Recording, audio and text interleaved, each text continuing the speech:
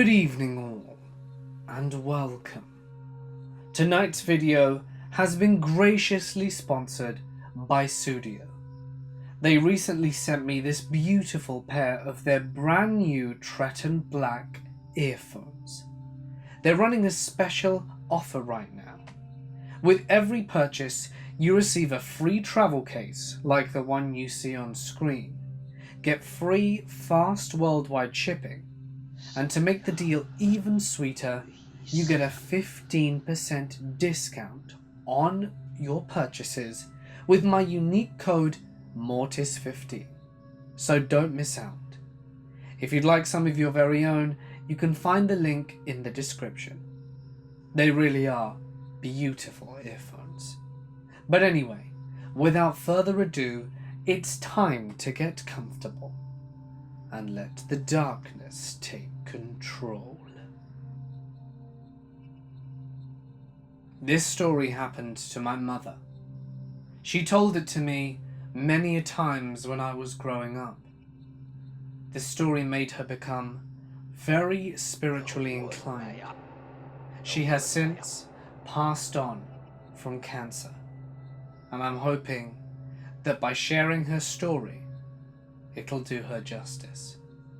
But anyway, to preface, my mother grew up in England in the 1950s. She was an orphan. She never knew who her parents were, and we never managed to trace them either. Not that she was super interested. This orphanage that she grew up in was notoriously haunted. All that I know is that it's somewhere in London, if it's even still about. There were 4 floors on the orphanage. The bottom floor is where there were several offices, as well as the food hall, with the upstairs being used as leisure and entertainment places, and bedrooms. My mother was one of a lot of girls who stayed there, and it was quite a gloomy and miserable place. One thing that she hated above all else was making friends, who would be adopted and she'd be left there on her own. For those of you wondering, my mother was sadly never adopted. When she was 18, she was told to pack her bags and find her own way in life, which she did. But anyway, as I was saying, this orphanage was a hub of paranormal activity. There were particular rooms which were always cold, and things would constantly go missing, day or night. Out of the many stories she told me, the one that stands out in particular is of her friend, Rebecca. My mum had been friends with Rebecca ever since they were about 7. She and her had got along great, and they were about 12 at this point, and they loved getting into mischief together, sneaking down to the kitchen in the dead of night and having a few midnight snacks, then coming back up and going to bed all quietly to make sure that they were undetected. It was on one of these occasions, where they thought that no one would notice them, where something did happen. It wasn't what you'd expect though. They'd gotten out of bed and had made their way down to the ground floor. It was there that they were rummaging through the fridge to be sneaky and get some leftovers of cake, as it was another girl's birthday earlier that week, and little bits of cake were still remaining in the fridge, probably for the staff. They just had a bit of a nibble. As my mother explains, food, especially tasty food, was quite scarce back then post-war, and they really needed to make the most of it. Once they had had their fill of cake and silently washed their hands, did they know that they needed to make their way back up. It was a full moon and very bright outside. The kitchen also happened to border the garden. They were just staring out the window in the dead of night, listening to the sounds of the city and the silence of the house. They saw someone in the distance. A girl. Was someone outside? My mother began to worry. If there was another girl who was up, they'd ask why they were in the kitchen. Her and Rebecca started to panic. They weren't sure if it was one of the girls who lived here. They squinted, but they couldn't make out a face. The girl was seemingly walking in circles, illuminated by the pale moonlight, casting its light down below. She was just frolicking in the garden. Was she going mad? Surely not. It was their responsibility to notify an adult. Not only that, but it was quite cold, it being winter and all, and this girl was just wearing a summer dress, completely inappropriate clothing for the time. They knew that because they saw something, if something were to happen to that girl, it would be on their hands. It was a moral dilemma, and they were still not too sure what they had to do, or what their options were. Rebecca, thinking the right thing to do would be to wake up a member of the staff, told my mother that she was going to go up and wake someone. She knew that they'd get in trouble for this, but how much more trouble would they get in if that girl wasn't seen to? My mother said that she'd come with her up to the second floor and look out the window to make it look like they'd only been using the toilet. They made sure to check each other's faces really quick for any potential cake marks or crumbs, just so that they wouldn't be found out. And up they went. They tiptoed up the stairs as quietly as possible, and when they made it to the first floor landing, they looked out the window just to make sure that she was still there. And she was, just moving around, playing in the garden. So they crept around and up the next flight of stairs, and again looked to make sure she was still out there. She was.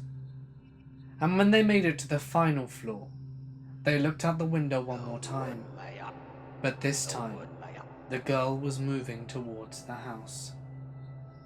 They got closer to the window and looked down. The girl was now coming towards the stairs that led to the kitchen. But then she froze. In her stead, and her head slowly twisted up, and the girl from the garden was staring straight at Rebecca and my mother. The two girls just about wet themselves and screamed as loudly as they could. Of course, that woke up the responsible adult on that floor, and she came running out, demanding why the girls were screaming in the middle of the night. The girls pointed down to the garden, and of course, as they all looked down, tilting their heads to see if she'd made it to the kitchen, they saw nothing. All three of them ended up running down as quickly as they could to the bottom. They suspected that she could be a burglar, but they told her that she was a young girl of about their age. They looked around. The door was still locked. No windows were breached, and everything was in its place. They were very, very distraught. Neither Rebecca or my mother slept that night. The next morning, they had a conversation with the matron about what they saw. She asked some questions, and they explained that they were downstairs because they couldn't sleep and just wanted to look out the garden. She said that she wasn't sure if the matron bought their story or not, but that wasn't really the important thing. They explained that they saw this little girl in a summer dress playing in the garden, and when they went to get an adult, she stared up at them and disappeared. The matron asked them not to repeat this information, as it was very, very sensitive. She explained that this building had been destroyed during the London Blitz, in part, and that it was rebuilt a few years before. However, when a building like this gets hit, there are always casualties. And the only person who died was a young girl about that age. Since then, her spirit has been seen walking around the building or in the garden. It's mostly at night, but it's seen constantly. Other things that happened in the orphanage would be that things would constantly go missing. My mother would misplace many of her objects, only for them to reappear in the oddest of places. One thing she remembers above all other things is that she had a very, very ugly dolly. Her words, not mine. But she cherished it like nothing else. One morning when she awoke, it was gone. And 2 weeks later, when she'd finished doing her business in the loo, she was coming out and it was just perched on top of the sink. It hadn't been there when she went in, and no one else had come in or out of that loo the whole time she'd been in the stall. She was completely and utterly taken aback when she saw it there. She's not sure how any of this happened, but they just seemed to accept the strange occurrences that happened because they lived there. When my mother moved out, she never experienced any paranormal activity again, but it did open her up to spirituality and played a big part in her life in later years. Wherever you are, Mum, I hope you're at peace. I work at Pizza Hut. We obviously have a walk-in fridge. It has 2 entrances, one by the make table and one in the hall leading to the back. I was walking to the sink to wash my hands after making a pizza. About a foot from the sink, the door to the walk-in slowly opened.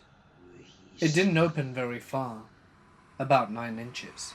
The head manager has told me that she often hears stuff when she's doing prep work alone in the morning. I still get weird feelings in the walk-in fridge. Also, I thought I've heard people say my name.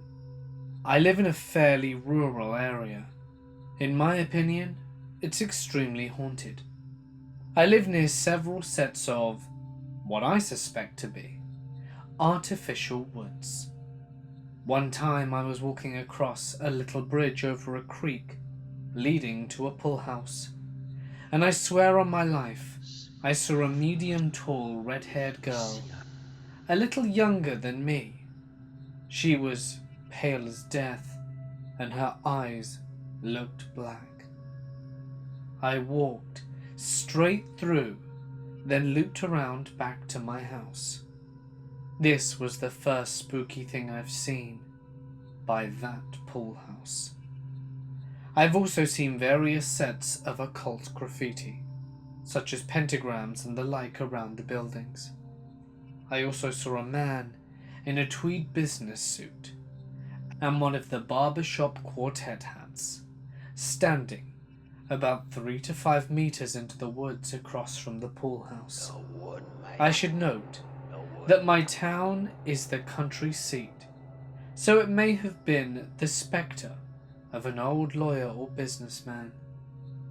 2 of my friends and I, Alfred and Damon, were out walking in a different set of woods near a park. It has several public trails in it, but we got a little off the beaten path to one of our usual hangout spots. Just some rocks on the edge of the creek. It was early March, so there was still some snow and ice. We heard a weird gurgling/moaning sound. It sounded like a big frog, but twisted. We hightailed it out of there. We seldom go back to those woods anymore, and it still gives us the heebie-jeebies. Speaking of my friend Damon, he was walking in the woods across from that pool house. Apparently, he and Alfred had found pentagrams in the dirt, as well as candles. But anyway, Damon was walking in the woods, and he saw me in the woods. At that time and that day I was in town. I was wearing a new shirt. A shirt that Damon had never seen me wear before. It was a mastodon shirt. He said the apparition was of me wearing the shirt, and was very desperate to A. get away, B. hide its face, and Damon is of Hindu Indian descent, and his parents are from Trinidad and Tobago. He said that his father has routinely experienced incidents like this back home in Trinidad and Tobago. Damon has also seen apparitions of Alfred, and Alfred has also seen apparitions of Damon, and I am the only one who, thankfully, hasn't experienced this. We used to live at our grandparents' house. I was only around 2 when we left, but my siblings and mother have a multitude of stories. Once, when I was around 1, my mother was having trouble getting my crib open. She was very frustrated, sat down to regather her strength, and after a little less than a minute, the door to the crib just slowly slid down, as if someone was gently opening it. My brother and sister would routinely hear footsteps and voices and the like all around my grandparents' house. As I aged and visited their home, I would also experience the voices and footsteps. When I was around 2, my mum and dad were talking, and my dad said something apparently not good. I had been staring into a corner in the ceiling. I had turned to my dad and said, "Ghosty, hear you, Daddy." When I was 4, we moved to a townhouse in Aberdeen, Maryland. If you know anything about Aberdeen, you know it's not a very good town. I was about 5 or 6 when I was sitting in our kitchen. Then all of a sudden, an old man dressed in very old-fashioned farmer clothes and carrying a lantern walked out of the laundry room, then just vanished into thin air. Apparently, a man's son was kidnapped by Native Americans in the mid-1800s, and he searched for him for years. I don't know what became of him. Around that time, my older brother Boris moved to Havre de Grace, Maryland. He lived in a very nice house with our father. He would routinely experience paranormal activity, such as footsteps, banging, and whispering. But one day, he was microwaving a Hot Pocket. There was a bathroom across from the kitchen. He turned and looked. The door was ajar, and there was a man made of static, just staring out at him. He then said the static man just slowly stepped back into the darkness of the bathroom. On one occasion, my brother heard a very loud banging from the basement. He grabbed a baseball bat and headed downstairs. Nothing. They searched the house. Nothing. He lived in a very good neighborhood, so he thinks a burglary attempt was unlikely. This was also a common occurrence. My sister Anne has a collection of porcelain dolls, most of which belonged to my deceased grandmother. I think they're haunted. When I'm home alone, I will occasionally hear talking and footsteps around my house. I hate dolls. Most of the noise seems to originate from my sister's room. My family and I have all seen stuff in Gettysburg. It's mostly just been the usual stuff. Apparitions, cannon fire outside the reenactment sessions, and other such paranormal occurrences. I'm sure there are more stories I'm forgetting about. I know all this testimony sounds very untrustworthy and made up. I just really wanted to share these experiences, as it seems that the paranormal follows me. I don't really believe in most paranormal stuff. It interests me, but I'm always highly skeptical of any such claims. For that reason, I don't often like telling this story, because I feel like it kind of breaks my credibility as a rational mind. It just sounds too absurd, but I saw what I saw, whatever it was. So here it is. About 6 years ago, I had just moved to the southeastern United States. I loved it there. It was beautiful, and had such a deep, fascinating history. On this particular late afternoon, I was visiting an old plantation. It was an extraordinary place, a big mansion with massive grounds, and a lot of great historical artifacts from the 1800s. Plus, it was the middle of the week in mid-fall, so the place wasn't crowded at all. I wandered off on my own to explore the grounds. There were lots of nice trees and plants, but my eye caught a strange path off the edge of the property, and I decided to follow it, alone. I walked down the path to find this weird, almost cave-like structure. It was surrounded by fallen leaves, and not nearly as beautiful as the rest of the property. I walked up to the locked metal gate, used as a door on this structure, and looked in. It was completely empty. Such a big open space. I figured that it must have been used for storage or something. It was just incredibly dark and empty there, especially as the late afternoon sun had started to go down.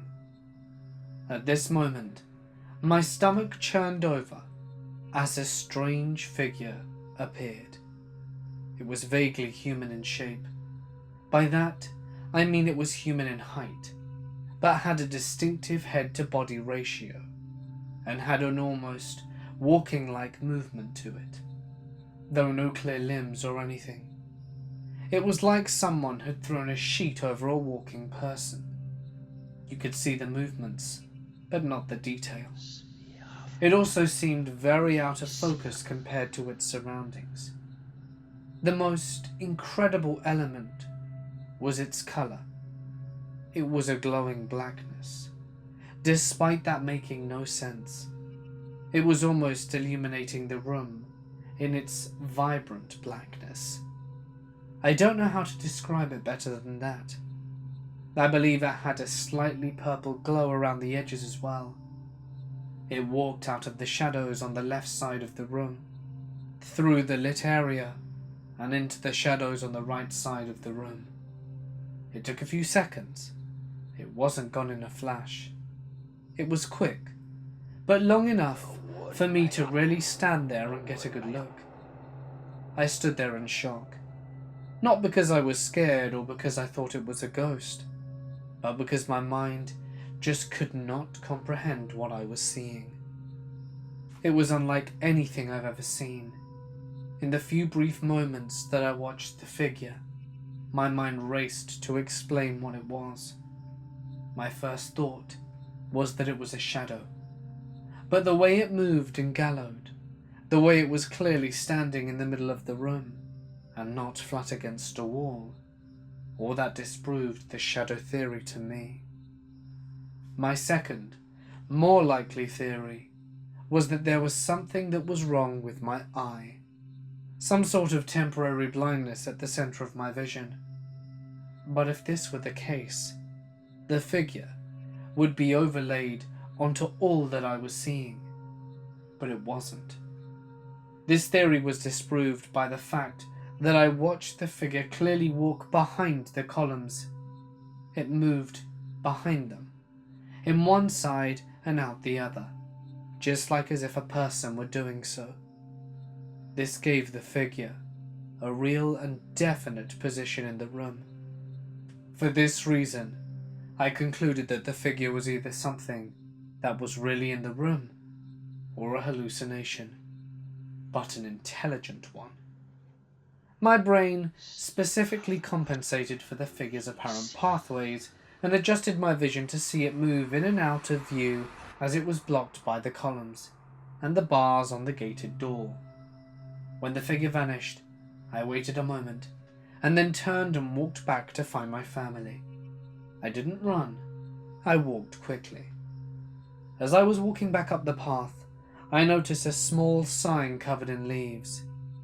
I walked over to it, brushed it off, and read it. It turned out the strange cave-like structure that I had assumed was originally storage was actually the family mausoleum. The bodies were relocated when the property was converted into a museum. 3 nights ago, on January 25th, I just got off work and my homeboy Din was waiting for me. So we headed to a park named Oakland Park, where we went to smoke. We parked on the opposite side of the lake, since the other side gets a lot more car traffic, which means more police, even late at night. Keep in mind, it's about 1:20 AM right now. We started to smoke, and we're just chilling in my car listening to music and talking, and I was looking to my left. I heard a faint woman scream, like a woman in her 20s. I asked him if he heard it, and he responded, "Nah, what are you talking about?" So I just thought to myself, perhaps I'm tripping. So we kept the sesh going, and I looked to my left again, and I see a truck parked in the other parking lot. I didn't think much of it, because this park is kind of known for being a spot to smoke. There's this sort of hill and house. It's more like a fireplace with a roof and tables to eat and have a cookout. Well, down near that hill, where Din and I are parked, I saw a man with a beanie. Again, I didn't think much of it for the same reason. I thought to myself, oh, that truck's probably waiting for him. But the truck left as soon as I thought of that. That seemed odd to me, but I didn't pay it any mind. The man started to walk up the hill and go to the parking lot. He was wearing a backpack, and I felt like I saw something in his hand, but I was pretty high, and my vision is mediocre, so I couldn't tell. So he kept walking up the path, and he turned to look at me, and I just kept looking at him. He looked like a normal person. As you walk up the path, you have to take a left to get to the parking lot, and there are a few trees. But there was this thicker tree, and as he walked past it, he didn't reappear. He disappeared. It tripped me out bad. It took a minute to process, but I asked Din if he saw him disappear. He said that he didn't. I was kind of freaking out inside. I spoke to him, telling him, "Bro, I saw him. He just disappeared." I was looking at him 100% of the time. My friend told me to stop, that I was making him scared now. And after about 3 minutes of thinking, we decided to leave it because of how scared we were. And we found no signs of him driving off. 2 nights ago, on Saturday, January 26th. So it's Din, my 2 co-workers Eduardo and Gerardo, and myself. We went to the same park to smoke around midnight, and to be honest, I had kind of forgotten about what happened the previous time we came. We started to smoke, and I had music playing, and we were just doing the same thing as the last trip. This time though, 2 cars were in front of us to the left, and I'm pretty sure they did a drug deal, and then they left. I didn't think anything of it. People come here to smoke all the time. So I told Eduardo and Gerardo this story about what happened. We all got pretty tensed up, and then Din told his paranormal experience in Vietnam when he was younger. But that's for another time. After we said the stories, we kept the sesh going and just started listening to music and kept talking about other stuff. I, for some reason, jogged my head up and looked to my left. We parked in the same spot as the previous night. I see nothing and just continued chilling. But a few minutes later, I heard the same woman scream, but louder and more clearly. I quickly turned to Din and asked him if he heard it. He replied, "Yeah bro, you were right." I tell everyone immediately, "Dip, dip, dip."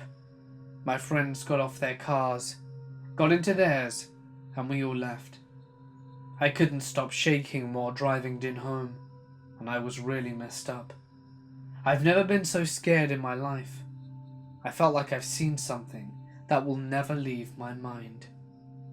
The next day, I said that I was never going to the park again, and Eduardo asks me today at work, "Hey, why did we leave yesterday?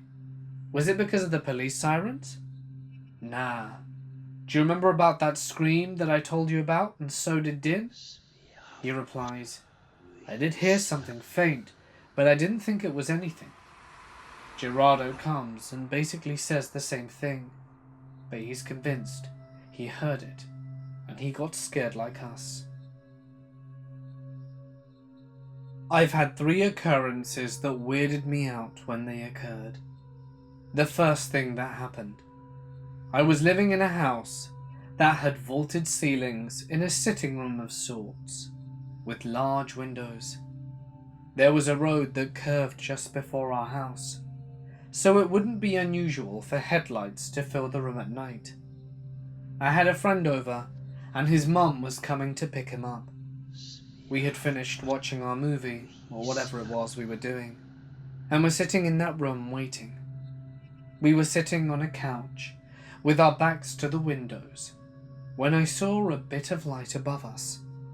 I looked out the window, expecting it to be his mum. Nothing. Strange, but nothing alarming. Then it happened again. I turned and looked out the windows again. No car. And my friend says, "You saw that too?" We both look up at the same time, and there's a ball of light dancing around the ceiling. Needless to say, we hauled ass out of there. The second thing that happened, my stepfather was a heavy snorer, and my mother a light sleeper. Because of this, I made a deal with my stepfather that we could switch off who was sleeping in my bed and who was sleeping on the couch. I liked it because it meant I was able to stay up really late watching HBO. Insert winky face. I specifically remember watching Blade 2 before turning off the TV one night. I saw a weird spot of light on the wall. I didn't think much of it. You see, that room with the vaulted ceilings also had a large mirror on one wall. If a car had been outside, the light could reflect off the mirror and go all the way to the room I was in now. This is what I assumed the light was, and I ignored it for some time. After turning the TV off, I noticed the light was still there. This was after maybe 30 minutes or so. For whatever reason, I thought it looked like a piece of paper pinned to the wall. It began to weird me out. So I took a pillow and kind of swung it between the wall and where the light was supposed to be coming from, to test if it was a reflection. The best way to describe what happened is this.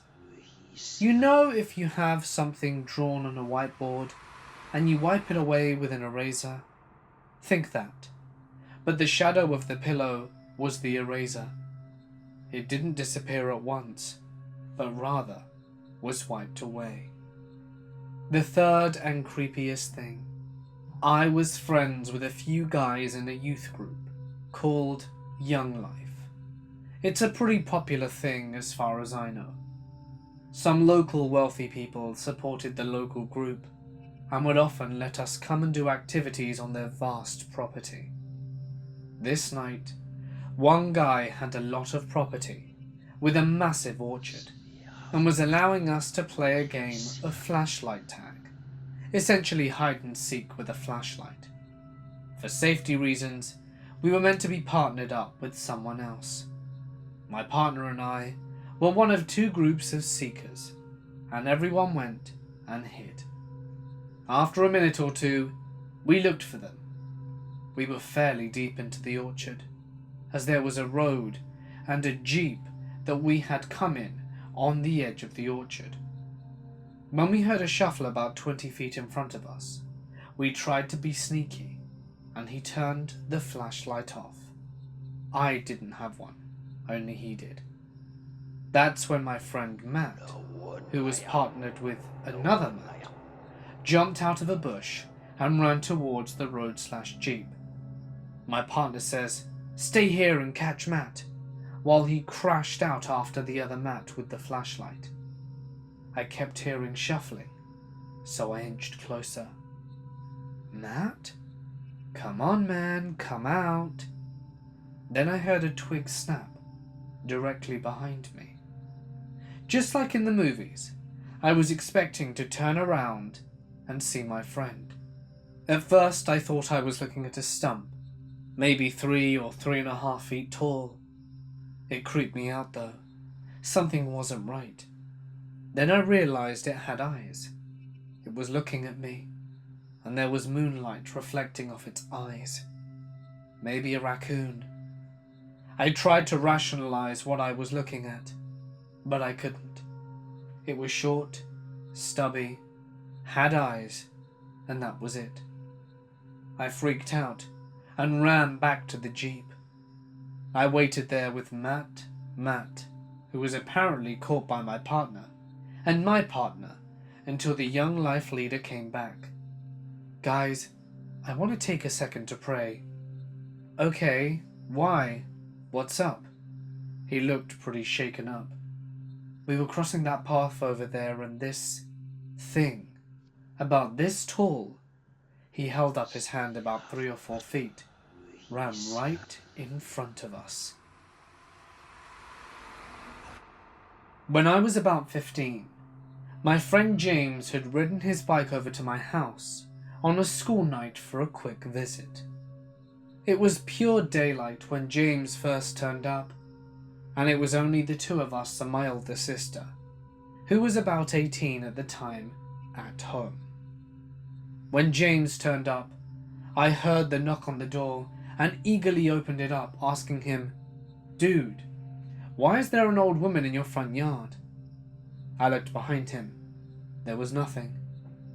"Must have just left, that's weird." We go on with our night, and I don't think anything of it. About an hour or two pass, and my back door opens.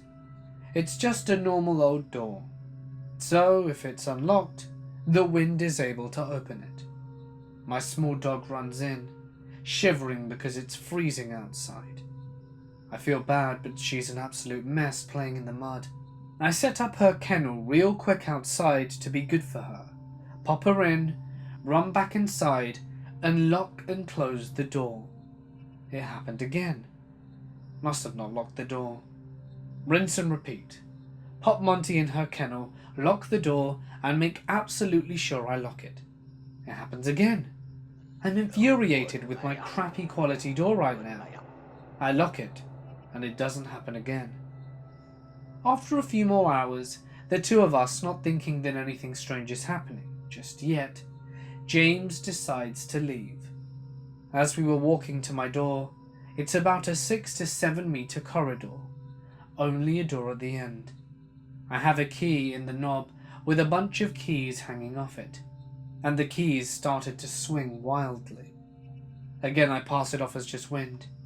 James though, not so much. He has the ride home in the pitch black, pissing down with rain and unheard of winds. We get to the door, and I put the keys to a straight stop from the crazy swinging, when James isn't looking. "Oh my God, mate, they just stopped," I said. James is freaking out and looks away. I bash them to get them swinging again, and I mean really swinging. "What's happening?" I exclaim, trying to freak him out. They came straight to a halt. I start freaking out at this point, and immediately my phone rings. It's my mum. She doesn't even say hello, and starts saying, she doesn't even say hello. She starts by saying, "Strange question, but by any chance has weird stuff been happening at home?" Right now, I'm thinking, shit, what's up? I tell her what happened, and then Mum tells me the first thing, which isn't too bad. Well, Linda, she started, Mum's sister. She's been having little things at home. She has a barometer, and the dial just got ripped off. Sean went to the garage to get a wrench to put it back on, and the transistor radio flew across the garage. I'm beginning to want James to not leave me just yet. He's bolted the barometer hand back on, and it got ripped off too. Now Mum goes on to her second part. That part got me. Now I got a voicemail. Don't get a call, just straight to voicemail. Now before I go on about the voicemail, I never heard it, but she said it happened, and it deleted itself, and I believed her because of the ending. Also, it's relevant that we live in Australia, and my mother's Irish, so anyone that calls normally has an Australian accent. It's kind of like white noise, with a really faint voice. My mother's mother has been passed away for a little while at this point. It sounds like my mum singing a nursery rhyme she made up when we were children. Only her immediate family would know the words. No one is saying they did it. After a little while of my 15-year-old self freaking out to my mum over the phone, we finish the call. I come up with an idea. I was given a bookmark from my grandma's funeral when my mum went over for it that had a photo of her and the date of her death. I showed it to James. "Dude, that's the woman who was on your front yard." It was her 5-year death anniversary that day. Hey guys, it's Mort here, and thank you so much for listening. I hope you enjoyed tonight's video. I know I did. I love me a good ghost story. If you did, don't forget to drop a like and leave a comment with your thoughts. That always helps me out a bunch. Something I'd really like is to hit 1,000 comments. I don't know if that's feasible. I don't even know if 1,000 of you make it to the end. But if you've made it to the end, please leave a comment. Let me know what you thought. I would really like to hit that magic number. Please. Just once. Anyway, don't forget to subscribe as always and hit the bell icon to receive updates every time I post every night. Do not miss your nightly spooks. Oh, also, if you voted for a different topic, I'll probably be doing all the ones that I gave as options as future videos anyway. So don't worry about it too much. But I do like giving you the chance to pick what you have next. Maybe 5 was too much, as it wasn't like an overwhelming majority. It was, it was pretty level for some of it. Maybe I'll stick to 3 in future. Or 4. Maybe that can be something you comment about. So thank you. Oh, also, I don't know if many people know Kaylee Elise, but she's leaving YouTube. Very sad. I don't want to explain everything she said because I feel like that should come from her. But if you are interested in finding out, she made a video about it over on her channel, which you could check out after this if you want to. Give her some support if you enjoy her content and haven't seen her stuff lately or whatever. But yeah, it's definitely worth checking out if she's someone on your radar or someone you like watching as well. But anyway, for now guys, I'm gonna sign off. Stay awesome, and I'll see you in the next one.